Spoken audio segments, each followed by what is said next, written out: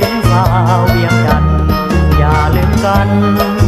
หากมันเด้อพี่น้องเก่ายามใดน้องเศร้าเอาเสียงอ้ายกล่อมน้ำคิดฮอดอ้ายแน่อย่าพันแปรนะแม่เอวบาง